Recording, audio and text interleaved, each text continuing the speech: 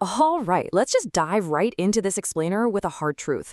Everyone, and I mean everyone, seems to be telling us that we need to meditate to find inner peace. But honestly, for a lot of us, the idea of just sitting alone with our own thoughts in dead silence for 20 long minutes sounds way less like a refreshing break and, a lot more like a psychological torture method. But here is the good news. Gaining the massive, life-changing benefits of mindfulness absolutely does not require you to shave your head, take a vow of silence, or move to a mountaintop for a decade. Today, we're breaking down a highly practical, real-life survival guide for the truly reluctant meditator. Look, we've got to debunk the absolute biggest myth surrounding meditation right out of the gate. So many people walk into this thinking you have to completely clear your mind, like you're creating some perfect mental vacuum. And they genuinely believe that if they have a single fleeting thought about, say, what they're going to eat for dinner, they've instantly failed the whole thing. That is entirely false. Listen, expecting your brain to simply stop thinking is exactly like expecting your heart to stop beating. It's an organ. It's just doing exactly what it was designed to do. The reality is, the goal isn't to stop your thoughts at all. The actual goal is just to gently notice those thoughts as they pop up, acknowledge them, and then quietly let them go without spiraling down some massive rabbit hole of anxiety. You're just observing the traffic, You're not trying to clear the whole highway. So how do we actually get started with this without having to rely on sheer, exhausting willpower? Well, for that, we're stealing a completely brilliant concept called habit stacking. This comes straight from James Clear's phenomenal book, Atomic Habits. And if you haven't read it, the idea is incredibly powerful. You basically take a brand new habit you want to build, so in our case, meditation, and you intentionally attach it to a habit you already do automatically, every single day without fail. Because willpower is a finite resource, right? It totally depletes by the end of the day.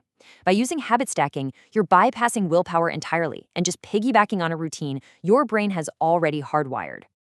To show you how this looks in the real world, here's how this builds into what the author calls a smooth brain sequence. Think about it.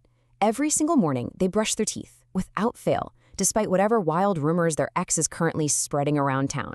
So to build this new meditation habit, they created a strict but super simple rule. Immediately after putting the toothbrush down, they walk over, sit on the edge of the bed, and meditate. Brushing teeth becomes the very first domino in this stack. When that toothbrush goes down, the brain automatically cues up the next step. No extra motivation needed, virtually zero willpower required. It just becomes this automatic chain reaction. I do this, and then I do this. But okay, here is where most people still get totally stuck. The really intimidating length of the commitment. When you actually sit down on the edge of your bed, please do not try to meditate for 30 minutes. You will absolutely hate it, and you'll literally never do it again. The absolute most crucial point here is overcoming that initial dread of starting. To do this, we borrow a genius strategy from author Tim Ferriss. Ferriss is pretty famous for beating severe writer's block by forcing himself to just write 2 crappy pages a day. The secret sauce here is that the work doesn't have to be profound, it doesn't have to be brilliant, and it definitely doesn't have to win a Pulitzer. 2 pages simply have to be created. It totally removes all the intense pressure of perfection. And you can take Ferriss's advice and apply it directly to your new mindfulness practice. Shrink the timeline completely down so the goal is just impossibly small. Tell yourself that literally all you need to do is close your eyes for 2 crappy minutes. By making the goal this incredibly tiny, the task feels completely manageable. I mean, it's almost laughable. You completely eliminate the friction of starting. When you only have to endorse something for exactly 120 seconds, you can consistently overcome the difficulty of beginning, which, let's be honest, is always the hardest part of any new habit. So what do you actually do for those 2 crappy minutes? Well, you don't need to overcomplicate it. You don't need to burn a bunch of expensive incense that smells like peppermint, stressing about paying rent, pitching a tent, or trying to reinvent a Clark Kent monument.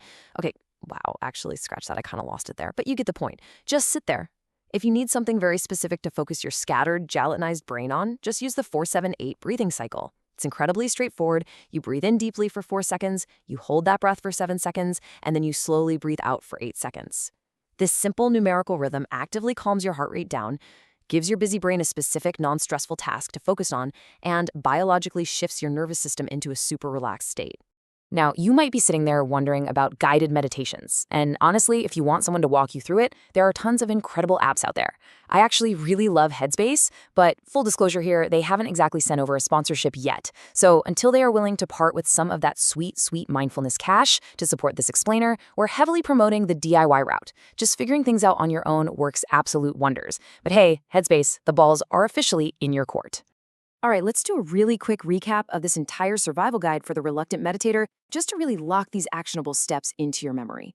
Number one, you absolutely do not have to clear your mind completely to meditate successfully. Just notice the thoughts and let them go. Number two, use habit stacking to attach your session to a daily automatic habit, like brushing your teeth. Number three, lower the bar way down and aim for just 2 crappy minutes. You don't overwhelm yourself. Number four, use the 478 breathing method to give your busy brain a job to do. And finally, number five, aggressively email meditation apps to sponsor this channel. Let's zoom out for a second and look at the bigger picture here, because you don't need to be perfect at this right out of the gate. Going back to James Clear's Atomic Habits for a moment, he makes a really fascinating distinction. He says a goal is about what you want to achieve, but an identity, that is about who you want to become. So don't just set a rigid goal saying, I want to meditate for 20 minutes. That's purely outcome-based. Instead, try shifting your internal narrative. Start telling yourself, I am the type of person who takes care of my mental health. When you consciously align your daily decisions with that overarching identity, the habits, like taking just 2 minutes to breathe, will naturally start to follow, simply because you're acting in accordance with who you genuinely believe you are. So my question to you right now is, are you ready to embrace this new identity? Are you ready to become the exact type of person who takes care of their mental health, even if it's just in tiny 2-minute, highly imperfect increments? Because honestly, that is the real secret here. It is not about achieving some crazy Zen mastery. It's just about casting a small vote every single day for the person you want to be. When you focus on the identity, the stress of the actual task just completely melts away. I really hope this explainer has given you some genuinely practical tools to kickstart your own minimal effort mindfulness journey. If it did, please drop a gracious compliment in the comments below to validate my incredibly fragile ego and feed my bottomless need for external validation. As for me, I'm going to go sit in silence right now, focus on my breathing, and try my absolute hardest not to think about my completely useless college anthropology degree. But before I go, I'll leave you with this one final thought. What existing, totally automatic habit is going to be your very first domino tomorrow morning? Think about it. Catch you guys next time.